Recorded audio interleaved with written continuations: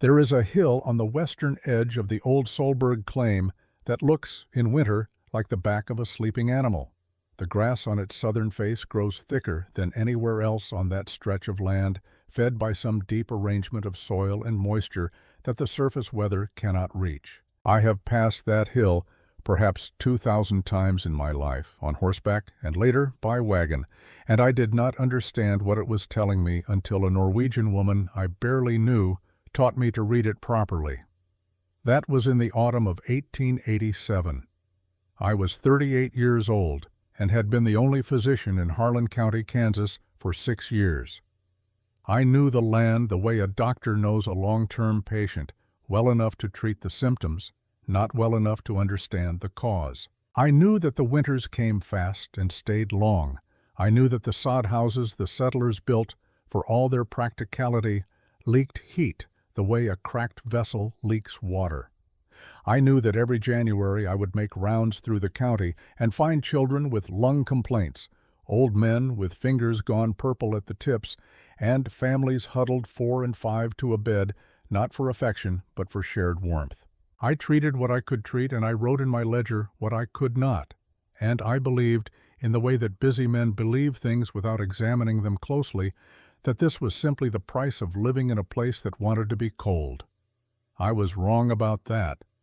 Maren Solberg showed me how wrong. I am writing this in the winter of 1921, which means I am writing it 34 years after the fact, which means I have had 34 years to think about what she did and why it worked, and what it cost the people around her that they did not understand it sooner. I am not a man given to regret as a general practice. Regret, in my experience, is a poor use of the time remaining to a man of 72. But there is one entry in my medical ledger from January of 1888, written in my own hand, that I have never been able to read without feeling the particular weight of a thing done too late. I will come to that entry in its proper place. For now, I want to tell you about the autumn, because the autumn is where the story begins, and because the autumn of 1887 in Harlan County was the kind of season that looks, from the outside, like nothing important is happening at all. Lars Solberg died in the second week of July 1886 of typhoid fever. He was 37 years old. He had come from Telemark in Norway 5 years earlier with his wife Maren, and the particular stubbornness of a man who has looked at difficult land and decided that difficulty is not the same as impossibility.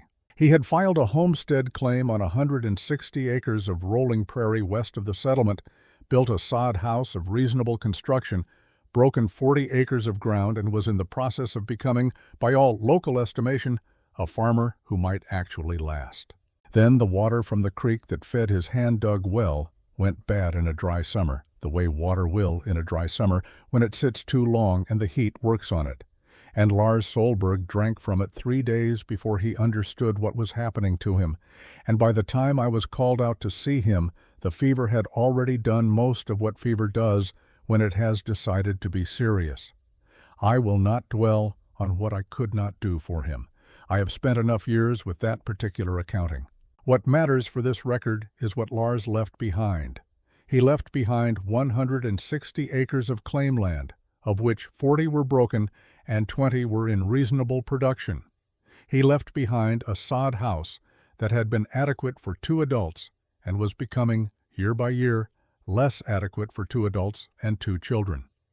He left behind a hand-dug well of good depth that produced clean water in wet years and questionable water in dry ones.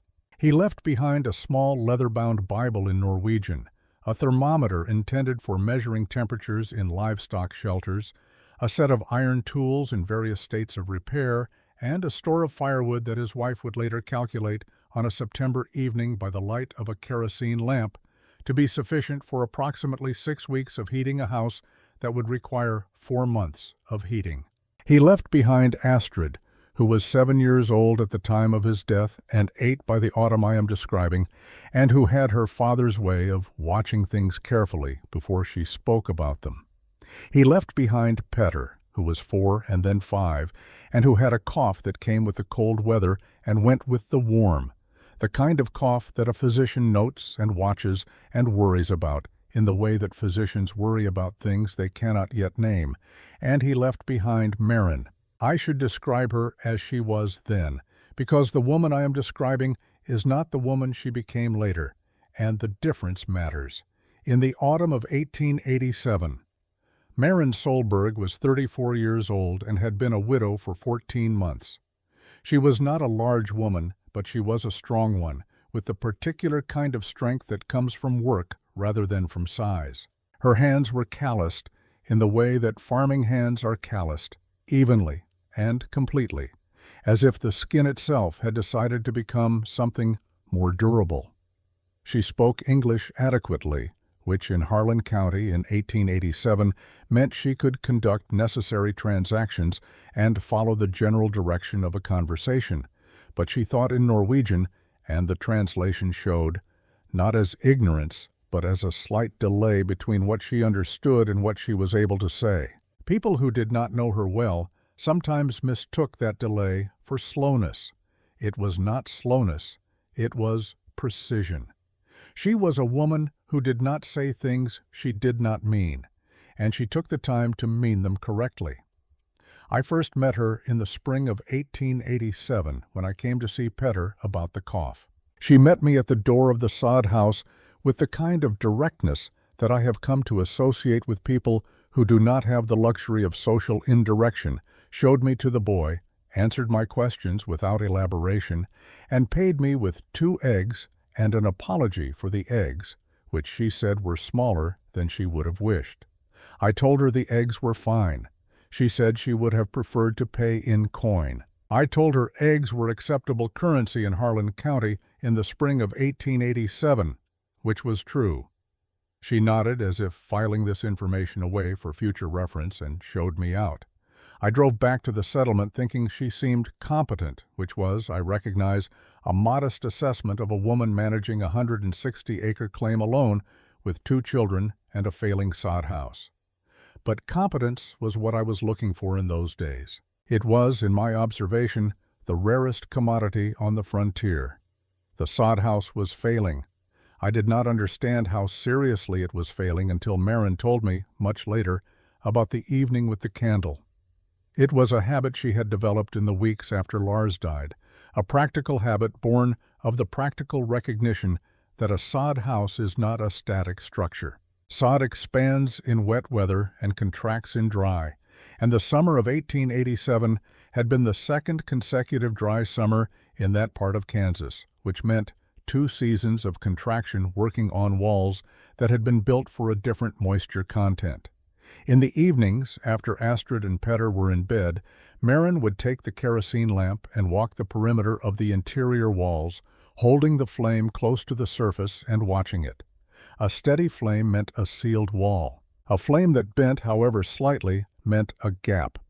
On the evening I am thinking of, which was sometime in late August, she counted 23 places where the flame moved. She did not tell me this to describe her desperation. She told me this as a practical woman describes a measurement, 23 gaps. The house was permeable. A permeable house on the Kansas prairie in winter is not a shelter in any meaningful sense of the word. It is a box that shares its interior temperature with the exterior, more slowly but just as completely, and the exterior temperature in January in Harlan County in those years could fall, and did fall, to places that the human body cannot negotiate without fire. She had 6 weeks of firewood. She had 4 months of winter. She stood in her failing house, and she looked at those numbers the way I have seen certain patients look at a diagnosis. Not with panic, but with the careful attention of someone who understands that what comes next must be very precisely decided. She looked at the hill. I should say something about the hill before I go further, because it is not incidental to this story. It is, in many respects, the central character.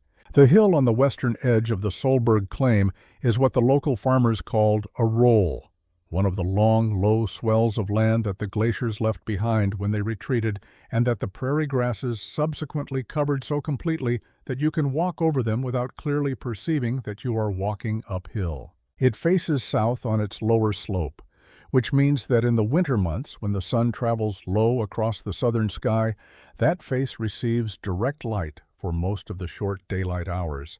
The soil is a heavy yellow-gray clay underlain by soft chalk at varying depths. It holds its shape. It does not crack or slump in the way that sandier soils do.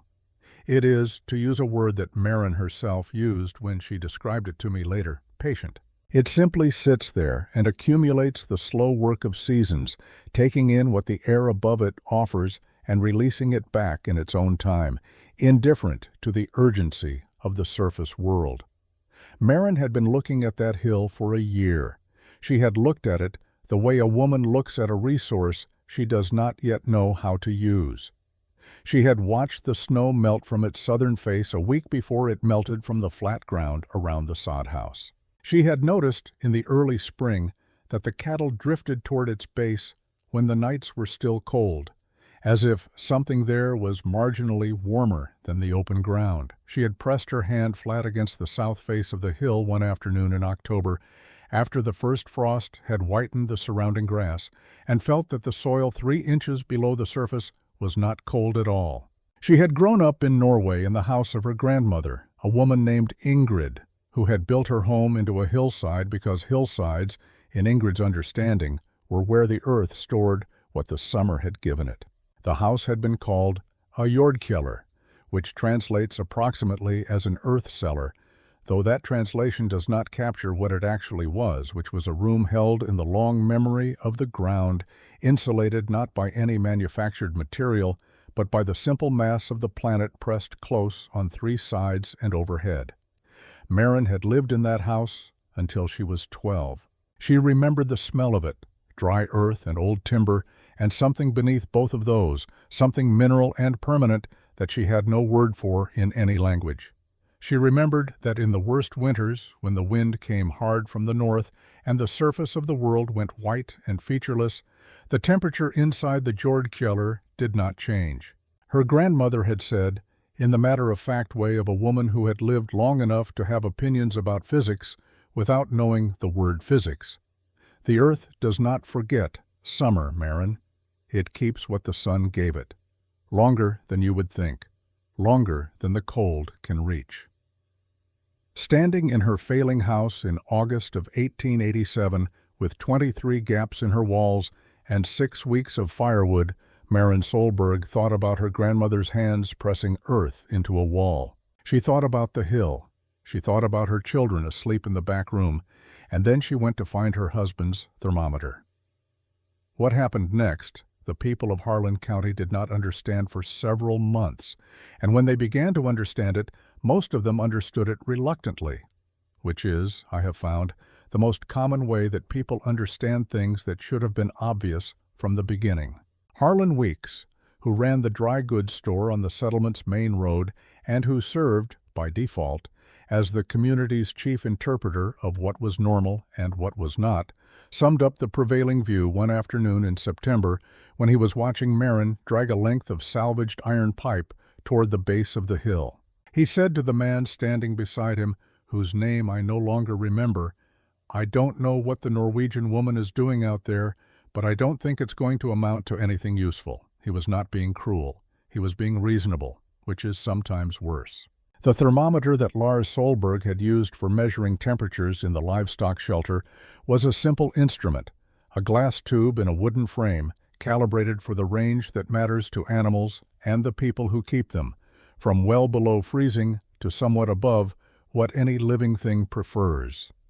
It was not a precision instrument by the standards of a laboratory, but it was honest, which is the quality that matters most in a measuring tool, and Maren trusted it for the same reason she had trusted Lars. It told her what was true without editorial comment. She began on a Monday morning in the first week of September, which I know because I have the date in my own notes from a visit I made to the claim that same week to check on Petter's cough. I did not see her that morning. She was already on the hill when I arrived, and Astrid, who let me in and stood beside her brother with the particular composure of an 8-year-old who has learned to manage adult situations, told me her mother was working and would be back later. I examined Petter, left a recommendation about keeping him away from the damp corners of the house, and drove back to the settlement without seeing Marin at all. I did not know what she was doing on that hill. I did not think to ask. What she was doing was this.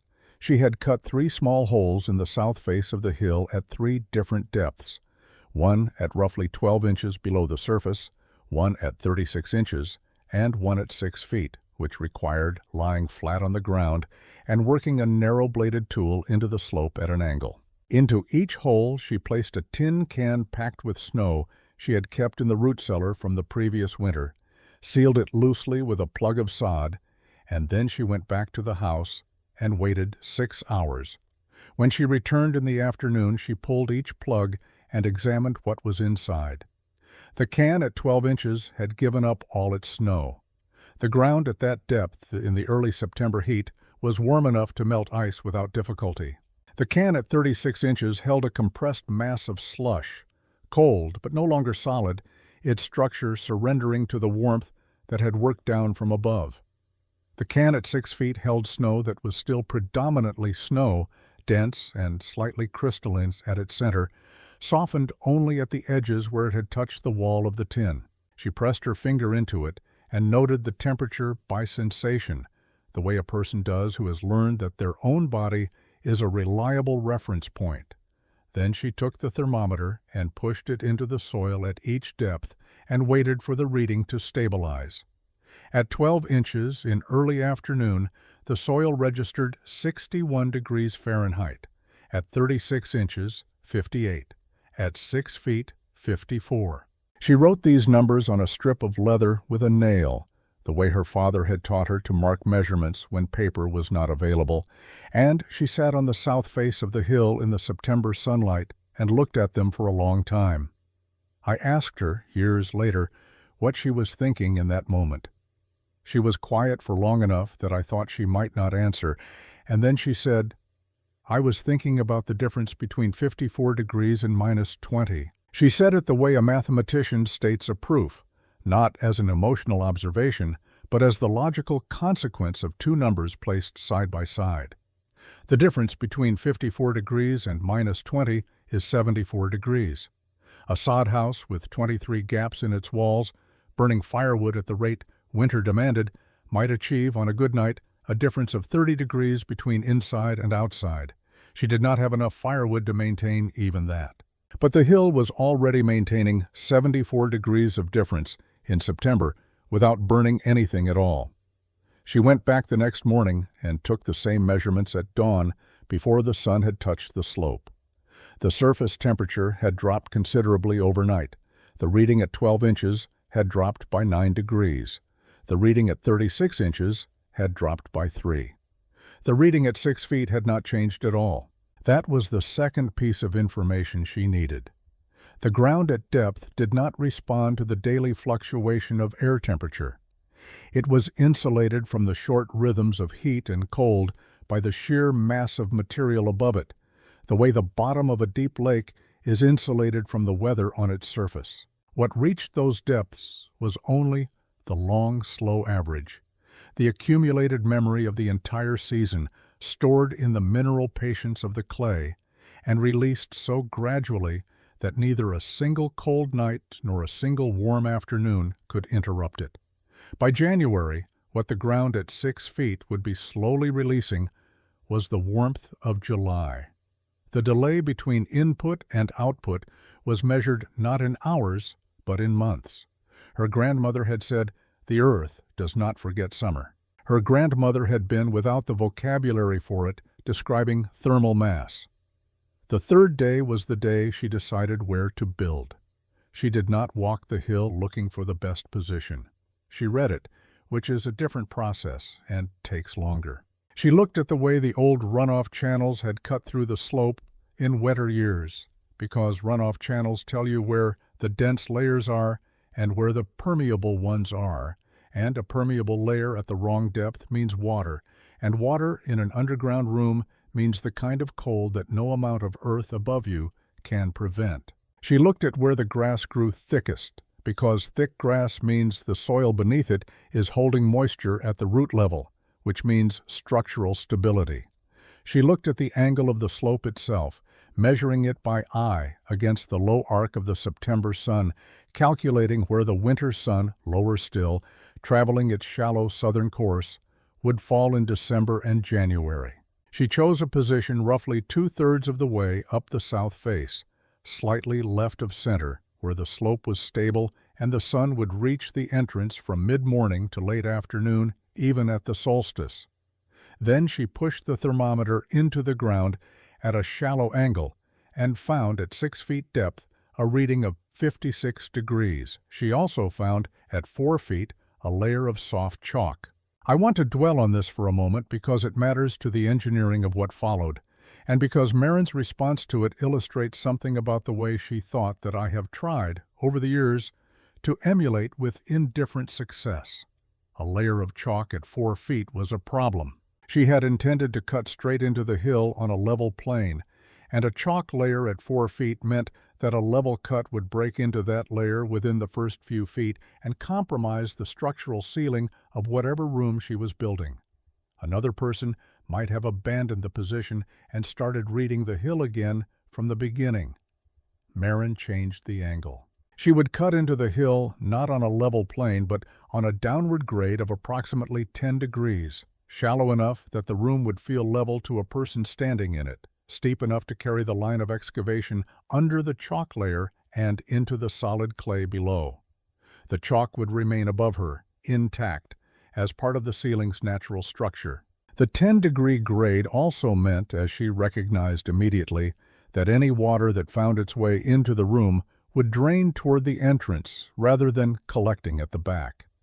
What had begun as a necessary accommodation to an obstacle had produced, without being planned for, a drainage system.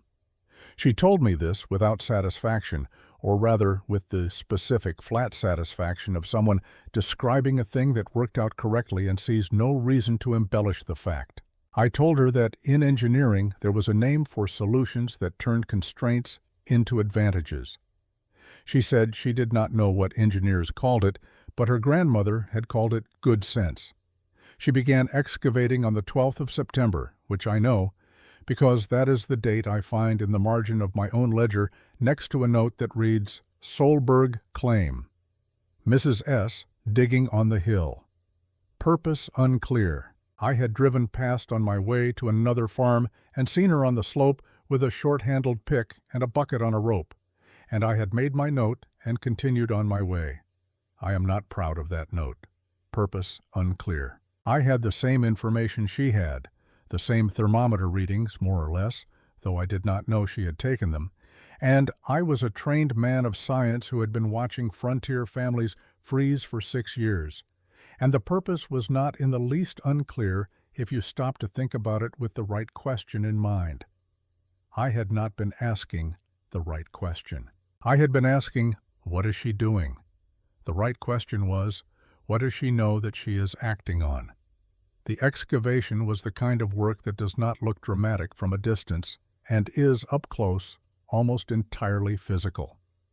The clay in that hill was dense and heavy, layered with occasional stringers of gravel that resisted the pick and had to be worked around rather than through. Each bucket held perhaps 40 pounds of material, and the rope ran over a length of iron pipe she had laid across 2 forked stakes driven into the hillside above the opening, a simple redirect that allowed her to haul the bucket up the slope without having to climb out of the cut each time. The system was not elegant. It worked, which in Marin Solberg's construction philosophy was the only criterion that mattered. Astrid came after her lessons most afternoons. The settlement ran a school of sorts in the back room of the church 3 days a week for children old enough to sit still, and she would carry water and, when the bucket was light enough, help pull the rope. Petter sat near the entrance of the cut and played in the excavated clay with the focused contentment of a 5-year-old who has been given an unlimited supply of interesting dirt. Marin worked. By the end of the 2nd week she had cut into the hill a distance of 11 feet and had begun to widen the passage into what would become the room itself. The entrance cut was narrow, just wide enough to work in, just high enough to stand in with care, But at 11 feet the chalk layer above had thickened and stabilized, and she began the lateral work that would open the space into its final dimensions. She worked from the back wall forward, removing the clay in horizontal layers and carrying it out in the bucket.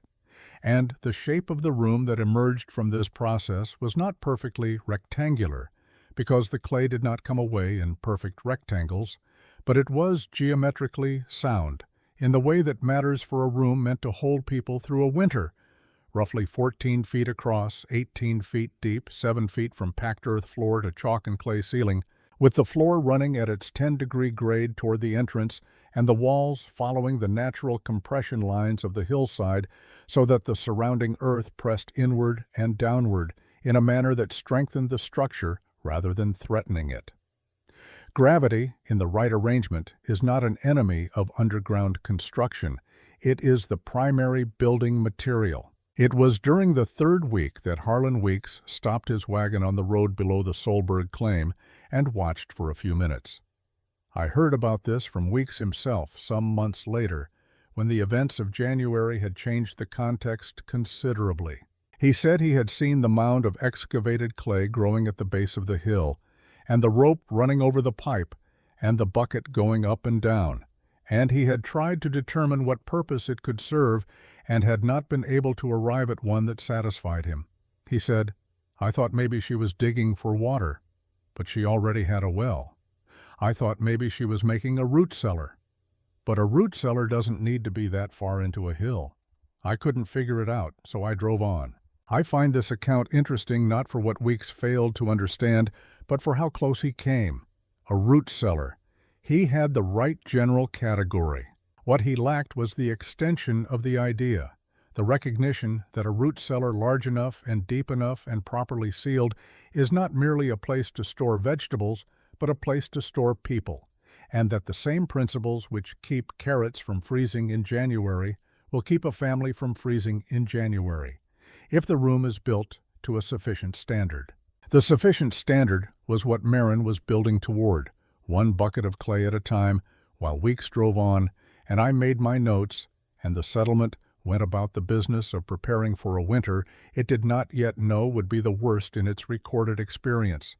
She was not working quickly. She was working correctly. In my observation, those two things are rarely the same. The roof fell on a Tuesday. Marin told me this with the same precision she applied to everything she told me, not Tuesday, as a manner of speaking, not sometime in the middle of the fourth week, but Tuesday, the 4th of October, in the early afternoon, when she was at the back of the room setting the last course of the side wall, and heard the sound she had been listening for without knowing she had been listening for it. She described it as less a sound than a sensation, a low compression in the air of the room, followed immediately by the heavier sound of the frame giving way, and the sight of the whole interior suddenly becoming, as she put it, smaller. The frame she had built was a reasonable attempt given the materials available to her. She had collected willow shoots from along the creek bed, where they grew in dense thickets and could be cut in lengths of 8 to 10 feet without difficulty, and she had lashed them together in a series of parallel arches spanning the width of the room, supporting a layer of woven grass, and then 3 feet of packed clay above that. The willow was green and flexible, and she had believed, based on observation and the logic of bent wood, that it would hold. What she had not fully calculated was the cumulative weight of 3 feet of Kansas clay and its September moisture content, which is a different proposition from 3 feet of Kansas clay after a dry summer has worked on it for another few weeks. The clay had dried. As it dried, it had contracted slightly and grown heavier per unit of volume in the way that concentrated things grow heavier, and the willow, which had been managing the load adequately, reached a point at which managing adequately was no longer sufficient, and the center of the longest span let go. She was not hurt. She had been working near the back wall, and the collapse was centered toward the front of the room, and she was able to move out of the way with enough time that the falling material caught only the lower part of her left leg, which bruised considerably but broke nothing. She climbed out through the entrance cut, sat on the south face of the hill in the October afternoon, and looked at the sky. She told me she sat there for the remainder of that afternoon and did not work. Not from despair, she was careful to say. She had a practical objection to despair on the grounds that it consumed time and produced nothing. She sat because she was thinking, and thinking, for Maren Solberg, required stillness in the same way that certain delicate operations require a steady surface. The problem was structural and therefore soluble. She had used the wrong material for the wrong load in the wrong geometry. The willow arches had been designed to flex, but the load above them did not want flexibility. It wanted rigidity. It wanted something that would accept the weight of the clay above and distribute it outward and downward into the walls, so that the walls themselves became part of the load-bearing system rather than the arches carrying everything alone. What she needed was compression rather than tension, a curved member that would be strengthened by the weight pressing down on it rather than weakened by it. She had no timber. There was no timber to be had within a practical distance, and no money to buy it if there were.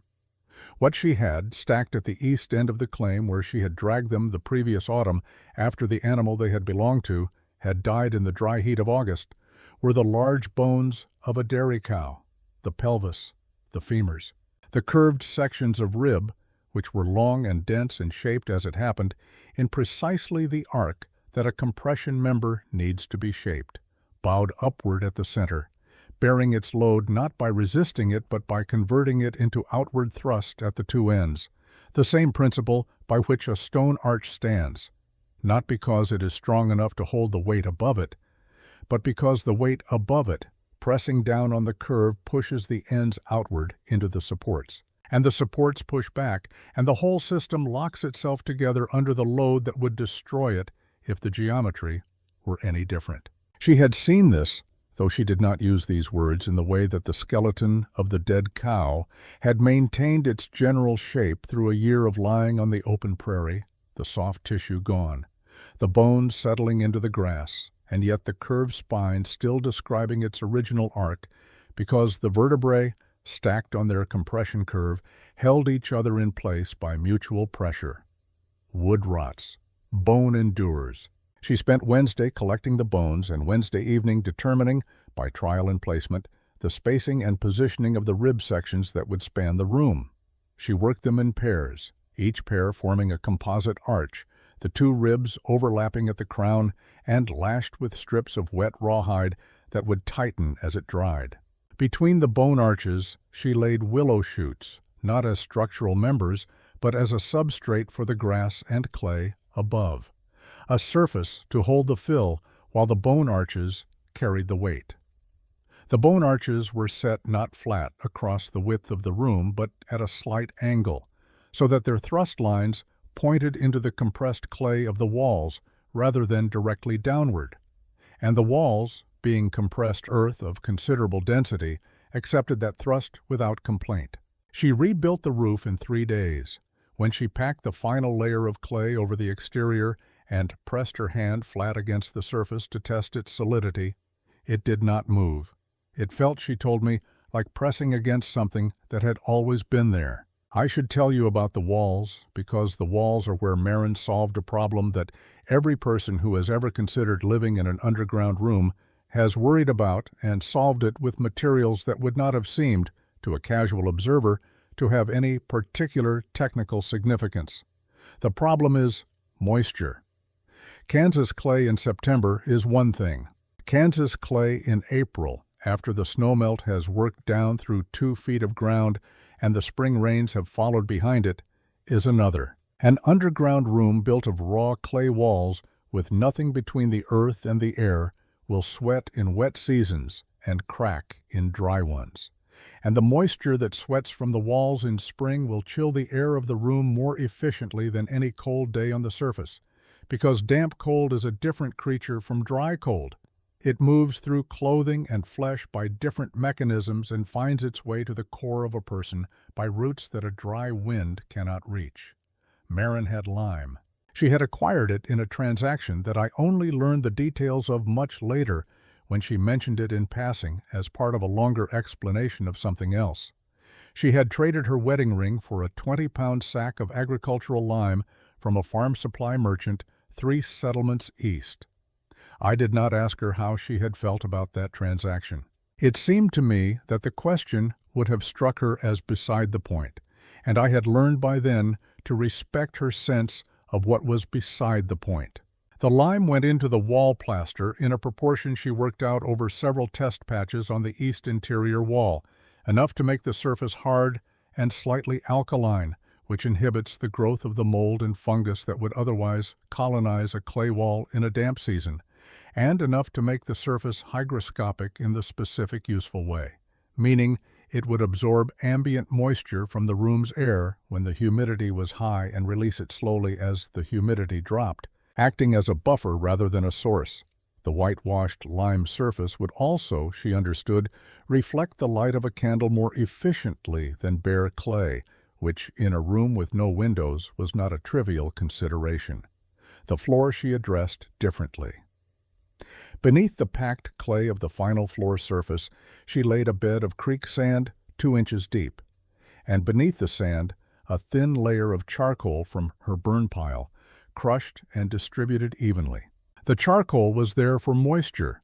It absorbs water from below by capillary action and holds it, preventing the slow upward migration of ground moisture that would otherwise make a clay floor perpetually damp. The sand above it provided drainage for any moisture that came down from above. The packed clay on top gave a surface that was hard, level, and once it had cured for several weeks, essentially dry. I asked her once where she had learned about charcoal under floors. She said her grandmother had used ash under the floor of the Jordkeller, which is not identical, but operates on similar principles, and that she had substituted charcoal because she had charcoal available, and ash in sufficient quantity she did not. I asked if she had known it would work. She said, "I knew ash worked. Charcoal is denser and more porous than ash. I thought it would work better. I was not certain. I was more certain than I was about most things I was doing." That last sentence contains, I think, the essential character of Maren Solberg's engineering. She was never certain. She was working from memory and observation and first principles in a situation that allowed no room for extensive experimentation, and she made decisions that she believed to be correct while maintaining internally a clear-eyed accounting of the degree of her own uncertainty. This is, in my medical experience, the most important quality a person can bring to a problem that must be solved before it can be fully understood. By the middle of October, the ventilation pipes were in the ground. I have described these before in notes I wrote closer to the time, but I want to be precise here because precision is what the design deserves. Maren had salvaged 2 sections of iron pipe from the debris pile of a failed mining operation 8 miles north of the settlement. She had driven out in the wagon specifically to look for usable material, having identified the site from descriptions she had heard at the dry goods store. The pipes were each approximately 12 feet long and 3 inches in diameter, slightly flattened at one end from whatever had happened to the operation that had left them there, but functional. She buried the intake pipe in a trench she cut by hand from a point 30 feet south of the entrance, due south, into the face of the slope below the room, routing it underground at a depth that varied between 18 inches and 3 feet, angling it upward at the far end so that its mouth opened at ground level, facing south and slightly downward, sheltered from direct precipitation by a flat stone she propped above it on 2 smaller stones.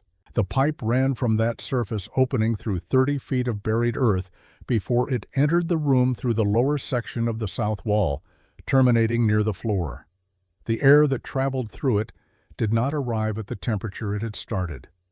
It arrived at the temperature the surrounding earth had been willing to give it, which in December and January would be, depending on the depth and the season, somewhere between 48 and 54 degrees Fahrenheit. Cold by indoor standards, 50 degrees warmer than the air outside. The exhaust pipe she set in the ceiling of the room angled through the chalk layer and the clay above at a pitch steep enough to prevent backflow emerging on the exterior surface of the hill at a point upslope from the entrance. She had tested the ventilation on a still October morning by burning a small quantity of dried grass at the mouth of the intake and watching the smoke. It entered the pipe. She went inside and waited. 40 seconds later, a faint thread of smoke appeared at the ceiling where the exhaust entered the room, drifted upward through the pipe and out. The system was passive, driven by the temperature differential between the heavier cool air settling into the intake and the lighter warm air rising toward the exhaust. And it was silent, and it required no fuel, and it would continue to function as long as there was a difference between the temperature of the earth and the temperature of the room, which was to say it would continue to function always. The weather changed in the last week of October with the particular abruptness that the old-timers of Harlan County had learned to read, and the newer settlers had not yet been in the county long enough to believe. The cattle drifted south on the range, which the experienced ranchers noted. The meadowlarks, which normally held on into early November, left in a single day. There one morning, gone the next, as if they had all received the same communication and acted on it simultaneously. The older residents mentioned the sky, a specific quality of light in the late afternoons that one farmer's wife described to me as the sky getting ready to mean it, which I wrote in my notes at the time as picturesque and recognize now as accurate meteorological observation. The barometric pressure dropped measurably on the 28th of October and did not fully recover. Harlan Weeks noted in the ledger he kept of commodity prices that the demand for firewood had increased sharply in the second week of October and that the price per cord had risen accordingly. He posted the price on the board outside the dry goods store as he always did, and people stopped to look at it with the expression that people wear when a number confirms what they have been trying not to think about. By the first week of November, the price had risen 40% from its September level. The supply was not keeping pace with what the season was suggesting would be needed. I made my rounds through the county in the first 2 weeks of November and wrote in my ledger what I found. 7 families had already burned through more than half their wood supply. 3 elderly residents were restricting themselves to heating a single room. The Kowalski family, Polish settlers who had arrived in the spring and whose claim was in a low hollow 3 miles west of the settlement, a position I would not have recommended for winter, had a wood supply I estimated at 4 weeks. They had arrived too late in the season to accumulate more, and they had no root cellar and a sod house that was, if anything, in worse condition than the Solberg house had been in August. I made a note to check on them in December. I did not act on the note in October, which is one of the things I have to account for. On the 12th of November, I stopped at the Solberg claim on my way back from a farm call to the north and found Maren sitting at the entrance to the room in the hill, her back against the doorframe, reading the Norwegian Bible by the last of the afternoon light. The entrance was finished. A frame of salvaged timber set into the hillside, fitted with a door she had constructed from 2 layers of sod with a gap between them stuffed with dried prairie grass, hung on leather hinges and sealed at the edges with the same lime plaster she had used on the interior walls. The 2 pipe ends were visible, the exhaust emerging from the hillside above and the intake's stone-capped mouth below, both of them looking, at first glance, like the kind of hardware a person leaves around a work site and intends eventually to put away. I asked her if it was finished. She looked up from the Bible and considered the question with the seriousness she gave to all questions, and then she said, "The room is finished. Whether it will do what I need it to do, I will know in January." I asked if I could go inside. She stood and held the door open. I ducked through the entrance cut and straightened in the room and stood there for a moment letting my eyes adjust and my other senses take in what they found. What they found was this: a room of approximately 14 by 18 feet, with a ceiling high enough to stand under without discomfort, walls smooth and white with lime plaster that caught the light of the single candle Maren lit from her pocket and held up, a floor that was level and dry and firm under the boot, air that was, and this is what I noted first, before the temperature and before anything else, air that was still, not the heavy stillness of an unventilated cellar which carries the smell of its own confinement. This was a different stillness, the stillness of a place that is in equilibrium with itself, where nothing is fighting anything else. I took the thermometer from my bag and held it in the center of the room. The mercury settled at 52 degrees Fahrenheit. Outside, at that hour, it was 29. I wrote in my notes that evening, Solberg method, interior temperature 52 degrees Fahrenheit, exterior 29 degrees Fahrenheit, differential 23 degrees. No heat source present, ventilation functional, walls dry, air quality good, structure sound. If differential holds through deep winter, habitation appears viable. I looked at that note for a long time after I wrote it. Then I went to bed. I did not speak to anyone about it until the situation in January made silence no longer a defensible position, and by then the silence had already cost something that it should not have cost, and I have had to carry that accounting in a private ledger ever since. The cold came on a Wednesday. I know this with the precision that certain days earn by what they take with them when they leave. The morning of the 12th of January, 1888, was warm enough that 3 families sent their children to the church school, and 2 farmers went out to check on fence lines they had been meaning to look at since November. The temperature at dawn was 34 degrees, which in January in Harlan County felt, after the weeks that had preceded it, like a kind of reprieve. People moved through the morning with the slightly loosened quality of those who have been under sustained pressure and feel it briefly relent. I remember that I opened the window of my examination room for 20 minutes while reviewing notes, something I had not done since October. By 2 o'clock in the afternoon, the temperature was 19 degrees and falling. By 4, it was 3 degrees above zero, and the wind that had been absent all morning had arrived from the northwest with the flat, undramatic purposefulness of something that has decided to stay. By the time the sun went down, which it did early and without ceremony, the temperature was 11 degrees below 0 Fahrenheit, and the wind was driving a fine crystalline snow horizontally across the settlement at a velocity that made the distance between one building and the next a question worth thinking about before attempting it. I did not attempt it.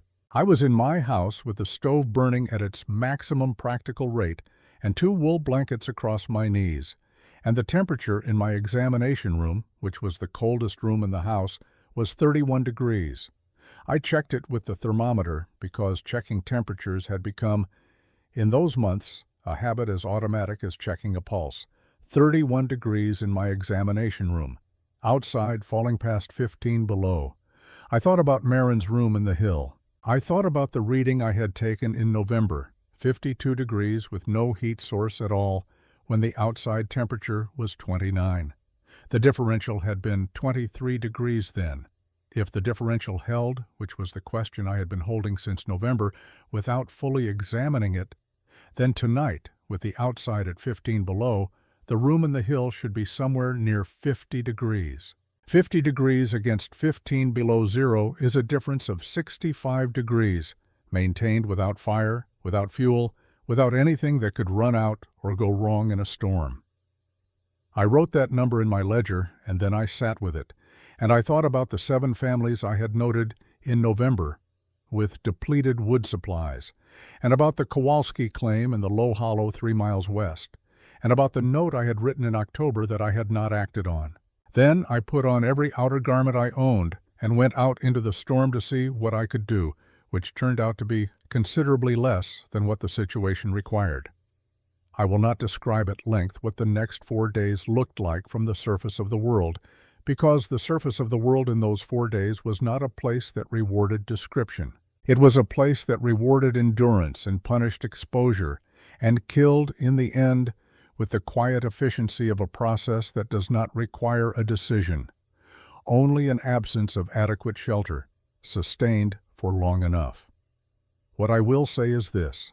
On the night of the 12th, I reached the Brennan family, whose sod house was closest to the settlement, and helped them shore up the worst of the wall gaps with whatever material was near to hand.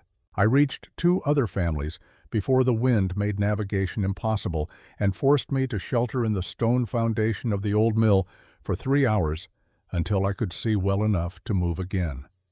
I did not reach the Kowalski Hollow that night.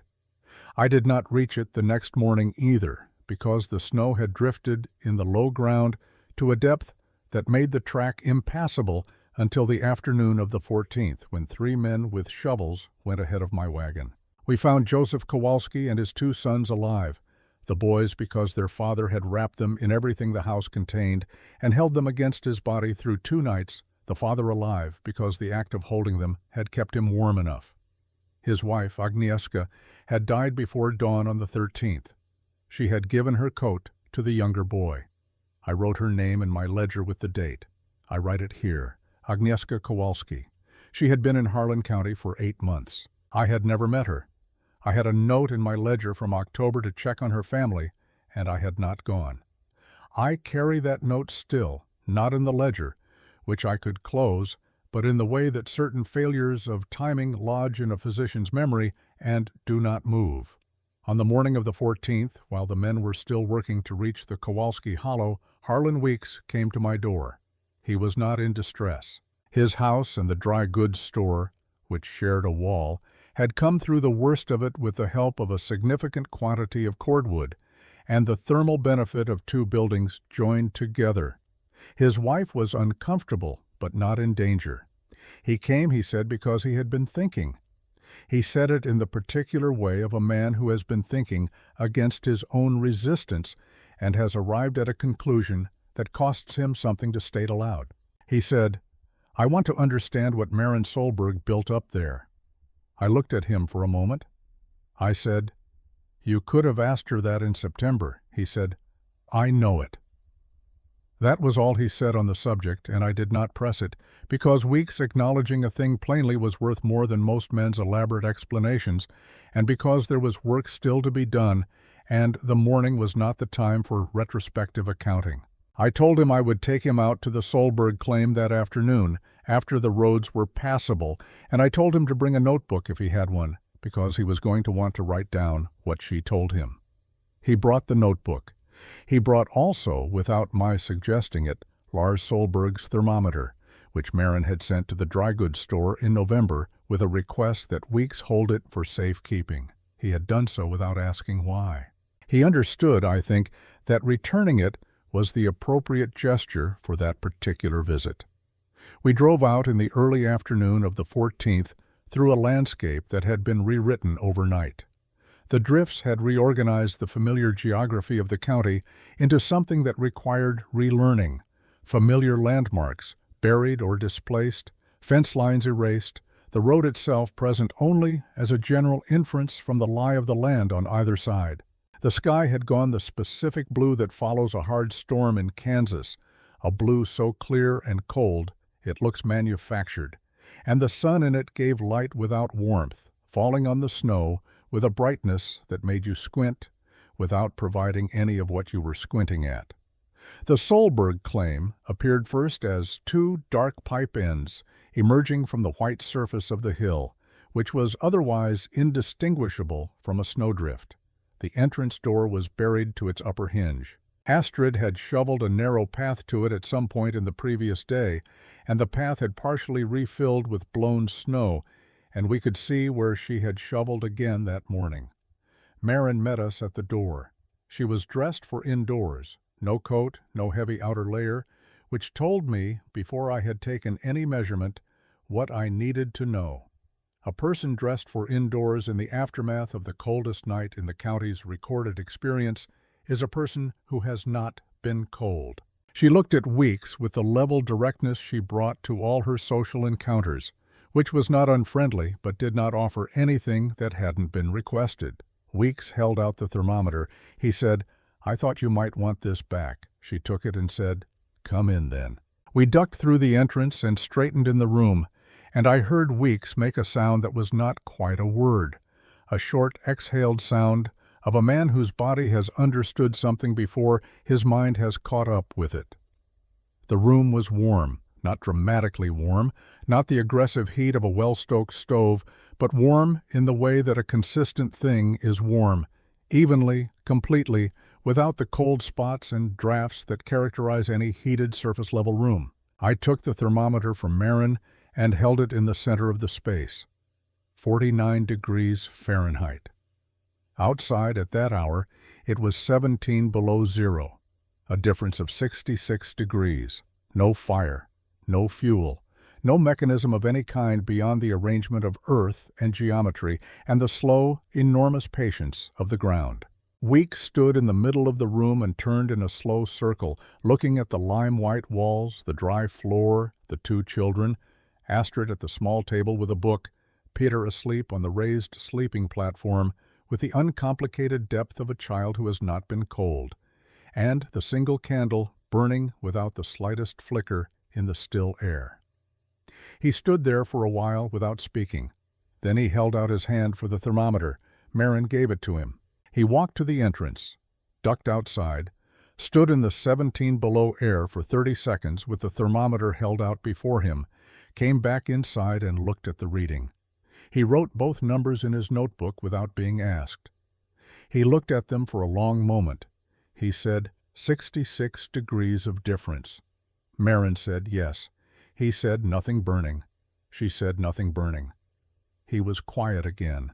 Then he said, in a voice that had lost the rhetorical quality it usually carried and had become simply a man's voice asking a plain question, why does it work?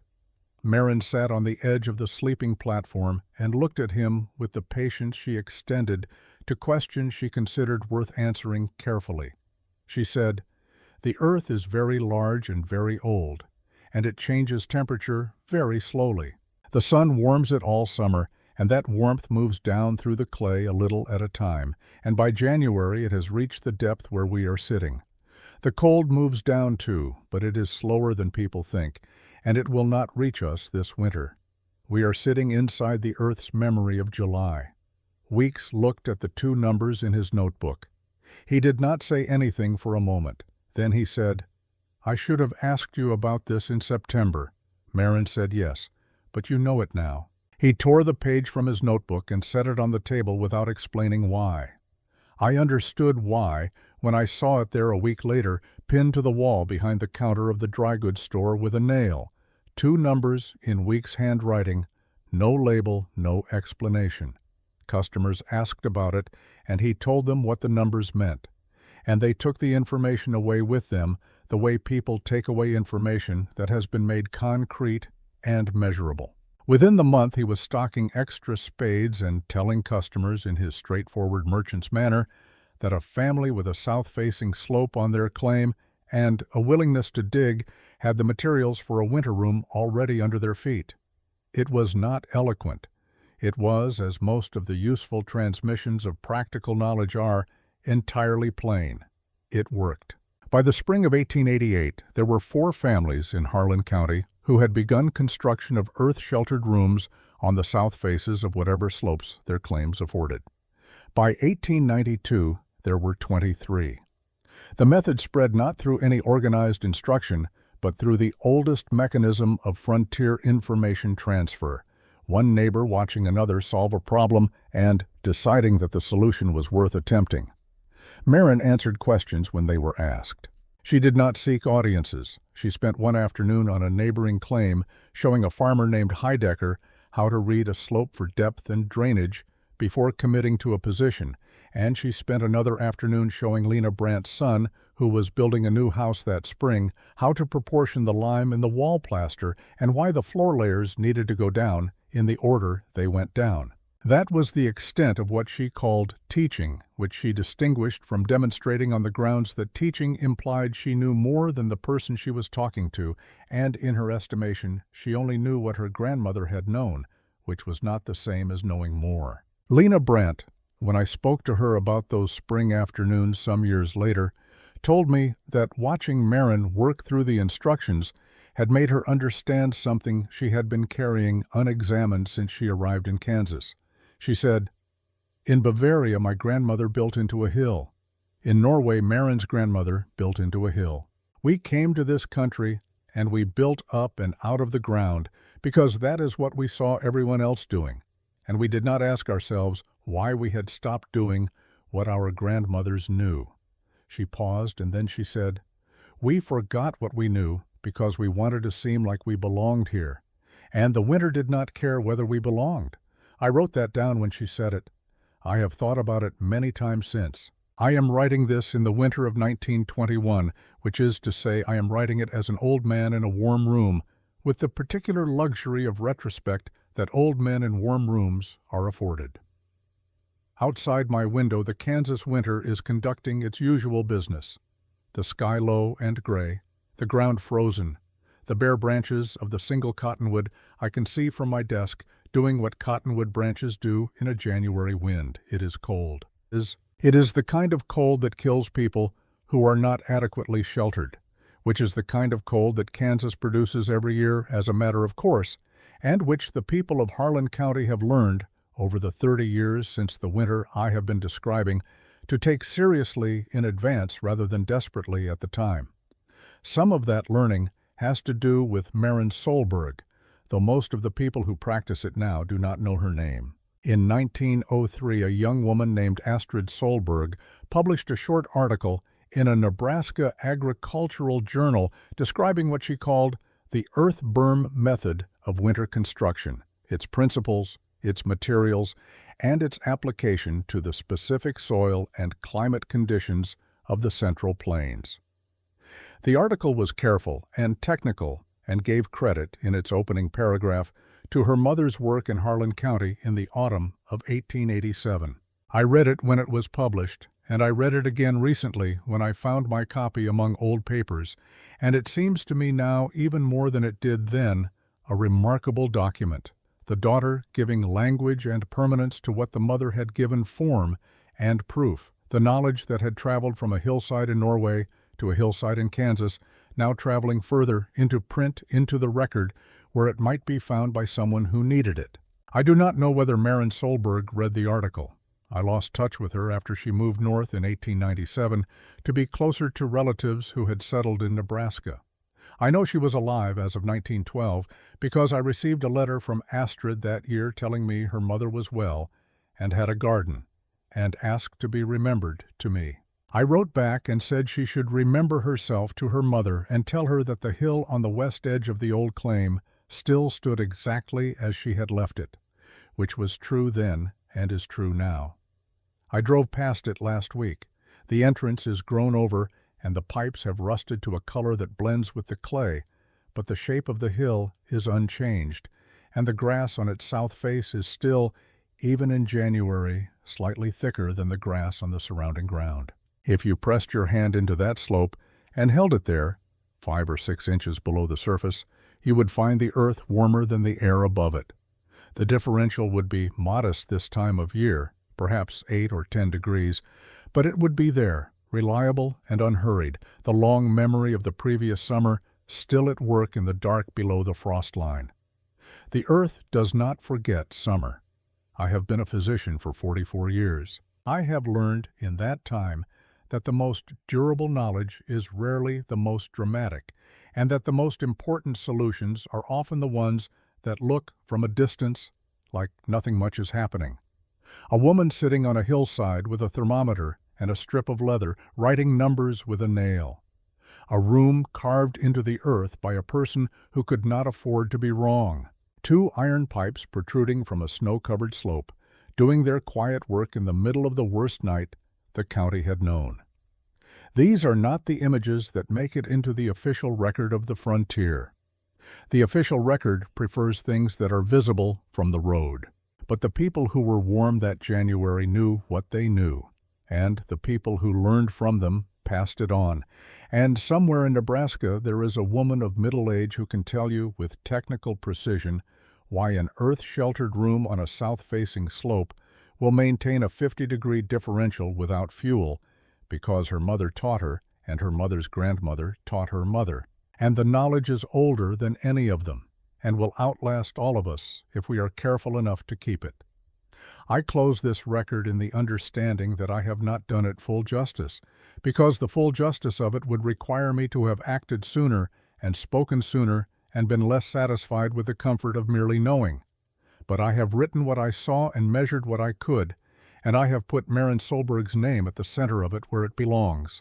The rest I leave to the Hill, which has been keeping its own record far longer than I have, and will continue long after my ledger is closed.